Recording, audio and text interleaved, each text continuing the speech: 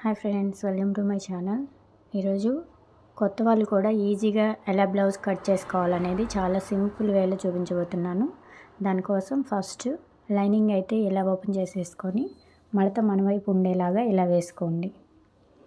తర్వాత కింద ఎడ్జెస్ సమానంగా ఉండటం కోసం ఫస్ట్ కింద ఒక లైన్ అయితే డ్రా చేసుకోండి.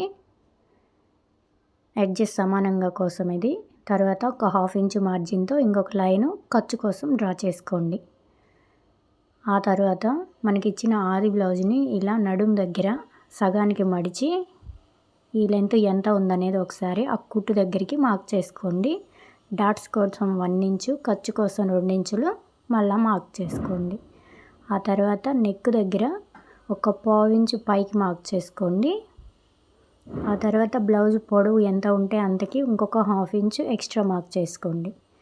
ఆ తర్వాత ఈ సైడ్ కుట్లు దగ్గర ఫస్ట్ కుట్టు దగ్గర ఎంత ఉందో ఖర్చుతో సహా మార్క్ చేసుకోండి.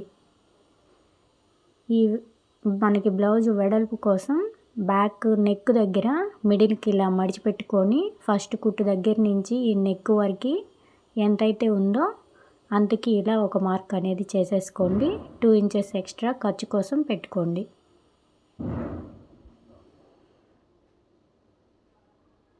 ఇప్పుడు మనం మార్క్ చేసుకున్నవన్నీ ఇలా ఒక లైన్ అయితే గీసుకోండి.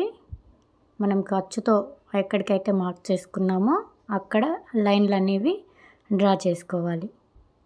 చూడండి, ఇక్కడికి కొంచెం పైకి మార్క్ చేసుకోండి. మనకి చంక అడ్జస్ట్ అవ్వకపోతే మార్కింగ్ చేసుకోవడానికి వీలుగా ఉంటుంది, అందుకని. ఇప్పుడు చూడండి, నడుము వచ్చేసి 9 ఇంచులు ఉంది. అంటే మడత పెట్టినప్పుడు 9 ఇంచులు ఉంది కాబట్టి ఈ నెక్ వచ్చేసి నెక్ వెడల్పు మనం 2.5 ఇంచులకి మార్క్ చేసుకోవాలి. 2.5కి మార్క్ చేసుకున్న తర్వాత ఒక 1/2 ఇంచు మనం ఖర్చు కోసం మార్క్ చేసుకొని నెక్ దగ్గర ఇక యాజ్ ఇట్ ఈజ్ షోల్డర్ ఎంతైతే ఉందో అంత మనం పెట్టేసుకోవాలి. ఖర్చుతో సహా పెట్టేసుకోవాలి. ఇది వచ్చేసి టోటల్ 5.5 వచ్చింది నాకు.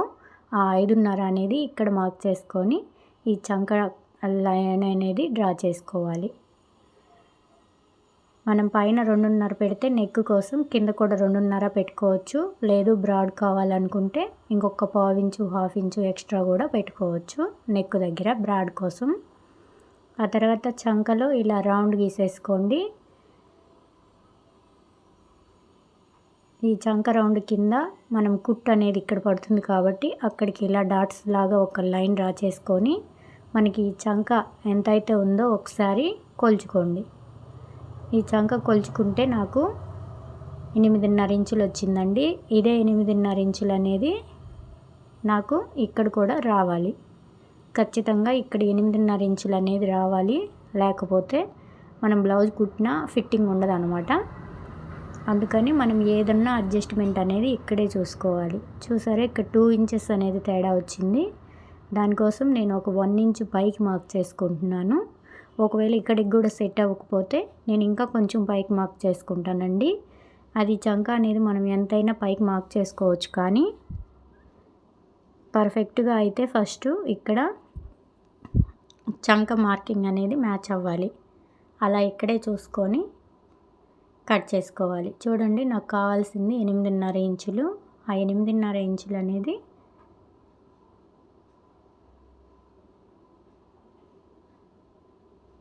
మ్యాచ్ అయ్యే వరకు నేను లైన్లు డ్రా చేసుకుంటూనే ఉన్నానండి.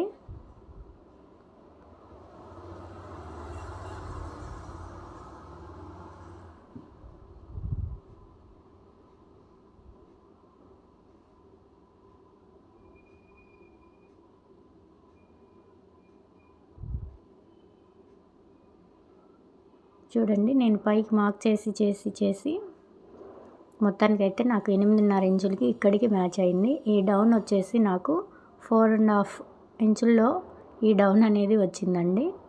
అంటే వీళ్ళు చేతులు తక్కువగా ఉన్నాయి, బ్రష్ అనేది ఎక్కువగా ఉంది. అందువల్ల మనకి 4.5 డౌన్ అనేది సరిపోయింది. వీళ్ళకి చంక రౌండ్ అనేది 4.5 డౌన్ తీస్తే సరిపోయింది. ఆ తర్వాత ఒక్కసారి ఫైనల్ చెక్ చేసుకొని అన్నీ నెక్ చంక రౌండ్ అన్నీ సరిపోయినాయా లేదా అని ఒకసారి చెక్ చేసుకొని మనం బ్లౌజ్ అనేది కట్ చేసేసుకోవటమే.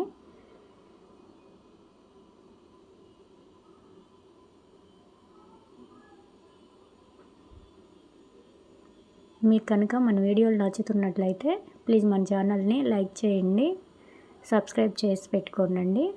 నేను ఇంకా మరిన్ని కొత్త వీడియోస్ చేయడానికి ట్రై చేస్తూ ఉంటాను. ఇక్కడ మనం డాట్ కోసం మార్క్ చేసుకుంటాం కదా, అక్కడి నుంచి ఎడ్జ్కి ఒక పావించు పైకి మార్క్ చేసుకొని ఇలా కట్ చేసేసుకోవాలి. ఇలా కట్ చేసుకోవటం వల్ల మనకి ఏంటంటే వెనకాల డాట్స్ దగ్గర ఎత్తుకొని ఉంటుంది కదండి, ఆ ప్రాబ్లం అనేది రాకుండా ఫిట్గా చక్కగా నిలబడుతుంది అన్నమాట బ్యాక్ సైడు. ఆ తర్వాత మనం మార్కింగ్స్ చేసుకున్నాం కదా, ఈ మార్కింగ్స్ అన్నిటి దగ్గర చిన్న టక్స్ ఇచ్చుకుంటే మనం కుట్టుకునేటప్పుడు మళ్ళీ ఆది బ్లౌజ్తో యూజ్ లేకుండా ఈజీగా ఉంటుంది.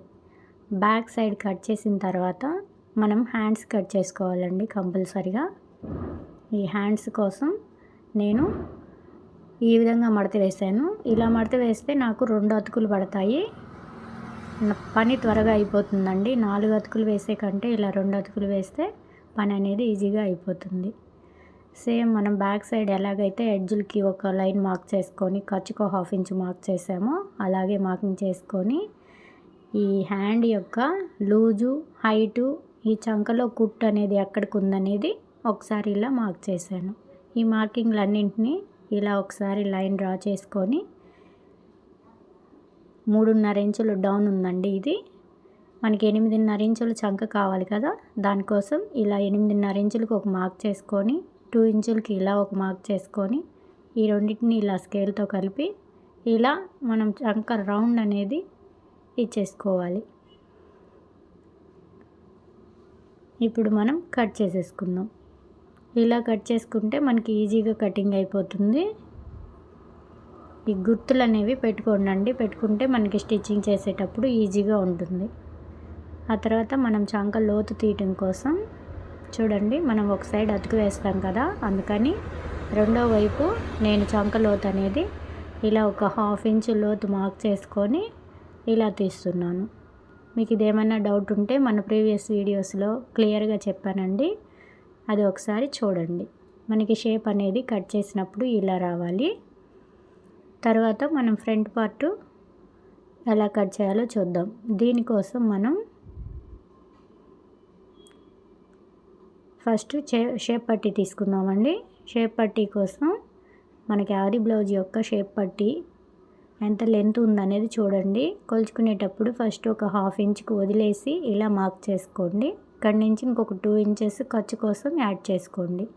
ఆ ఫస్ట్ 1/2 ఇంచ్ ఎందుకు వదలాలంటే ఉక్స్ పట్టీ లోపలికి ఖర్చు వెళ్ళిపోతుంది కదండి, దానికోసం. ఆ తర్వాత మీరు యాజ్ ఇట్ ఈజ్ మన ఆది బ్లౌజ్ యొక్క హైటు, షేప్ పట్టీ హైటు ఉక్సుల పట్టీ వైపు ఎంత ఉంటే అంతకి ఇంకొక 1/2 ఇంచ్ మార్క్ చేసుకొని ఇలా మార్కింగ్ చేసేసుకోవచ్చు. లేదంటే మన వీడియోస్లో ఉన్నాయండి షేప్ పట్టీ అనేది, అందరికీ ఎలా మార్కింగ్ చేసుకోవాలనేది ఒకసారి మీరు ఆ వీడియో చూసేయండి. ఇలా మార్కింగ్ చేసుకొని ఈ మూడింటిని కలిపేసుకోవటమే. షేప్ పట్టీ అనేది ఆది బ్లౌజ్ కొలతలతో ఇలా కట్ చేసుకోవాలి. ఇలా కట్ చేసుకున్నాక ఇక్కడ చూడండి, లైట్గా ఈ విధంగా స్లోప్ కనుక తీసినట్లయితే మనకి కుట్టిన తర్వాత స్ట్రైట్గా వస్తుంది. దానికోసం అలా స్లోప్ అనేది తీసుకోవాలి. ఇప్పుడు మనం తీసుకోవాల్సింది ఫ్రంట్ పార్ట్. ఈ ఫ్రంట్ పార్ట్ కోసం మనం బ్యాక్ పార్ట్ని ఇలా తీసుకొని మనం ఎట్లయినా వేసుకోవచ్చండి, కాకపోతే క్రాస్ ఉండాలి అంతే. ఇలా మూలవటంగా వేసుకొని ఎక్కడ అడ్జస్ట్ అయితే అక్కడ మీరు బ్యాక్ పార్ట్ మొత్తం యాజ్ ఇట్ ఈజ్ ఎలా ఉందో అలాగా మార్కింగ్ అయితే వేసేసుకోండి. ఈ నెక్ సైడ్ మాత్రం నేను కొంచెం కిందికి ఆ స్ట్రైట్ లైన్ గీసి వదిలేస్తున్నాను, ఎందుకంటే మనం ఫ్రంట్ నెక్ అనేది పైకి ఉంటుంది కదా, అందుకనేసి. ఇలా మార్క్ చేసుకున్న తర్వాత కింద మార్కింగ్ దగ్గర నుంచి 2 ఇంచులు ఇలా పైకి మార్క్ చేసుకొని ఇక్కడ ఒక లైన్ అనేది డ్రా చేసుకోండి.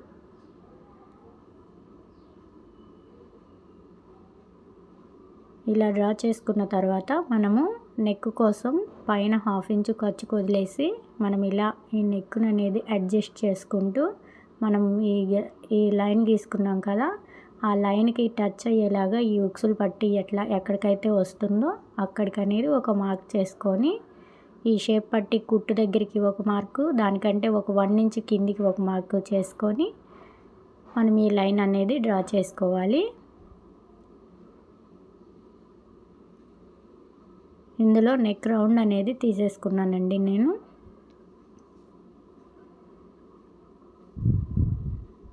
తర్వాత చంకలో ఒక 1/2 ఇంచ్ కిందికి ఇలా మార్క్ చేసుకొని ఇలా ఒక లైన్ అనేది డ్రా చేసుకోండి.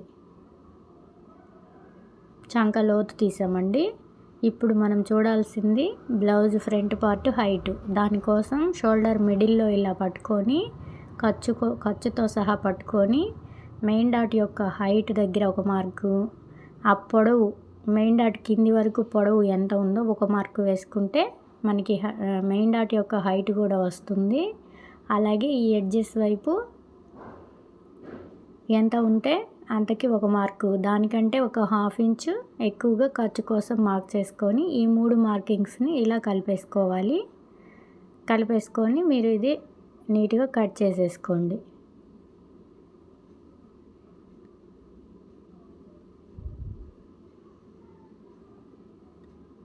ఇది కంపల్సరీ క్రాసే వేసుకోవాలండి. మీకు ఒకవేళ అడ్జస్ట్ అవ్వకపోయినా సరే అతుకులు వేయడానికి ట్రై చేయండి, కానీ క్రాస్ లేకుండా మాత్రం వేసుకుంటే మీకు ఫిట్టింగ్ అనేది కరెక్ట్గా కూర్చోదన్నమాట.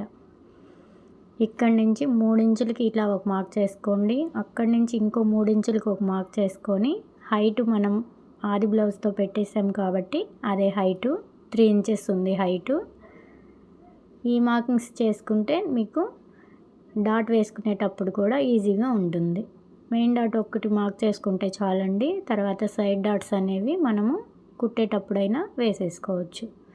ఇప్పుడు చూడండి, హ్యాండ్స్కి నేను రెండు అతుకులు వేసేలాగా కట్ చేశాను కదా, ఆ మార్కింగ్ కోసం రెండో వైపు ఫుల్గా ఉంది కదా, అది ఇలా పెట్టి మార్క్ చేసుకొని నేను ఈ హ్యాండ్